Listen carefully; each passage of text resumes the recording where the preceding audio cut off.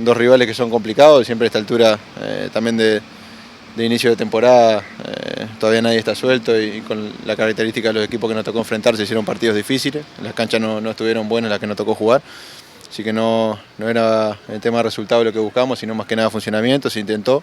El primer partido lo hicimos muy bien, que ganamos en los dos partidos que jugamos, el segundo no tuvimos un buen resultado, pero lo que fue el tema físico, el tema de funcionamiento, creo que el equipo logró los objetivos que está buscando y bueno, lo principal va a ser cómo lleguemos al 8. No fue molestia, fue el día del primer amistoso que en la jugada del gol me di contra el palo del arco y había tenido un golpe fuerte en el muslo.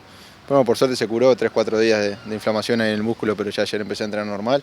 Para el sábado también hubiera podido estar, pero el profe por precaución quiso que terminara de recuperar la pierna y bueno, ya a partir de ayer ya estuve entrenando normal. Sí, nosotros siempre somos conscientes que por el potencial que tenemos podemos y debemos ser candidatos a todos los campeonatos y lo hemos demostrado que generalmente hemos peleado hasta lo último, que se nos ha escapado. Sabemos por el potencial que tenemos, por el equipo que básicamente se ha mantenido y ahora porque hemos tenido una gran preparación. Creo que desde que llegó este cuerpo técnico el equipo tuvo un repunte importante, lo demostramos en la segunda rueda de la apertura.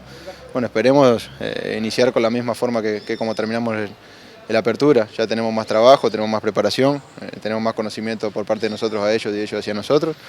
Así que no tenemos excusas, nos pondremos otra vez el cartel de candidato y bueno, esperemos llegar a levantar la copa en diciembre.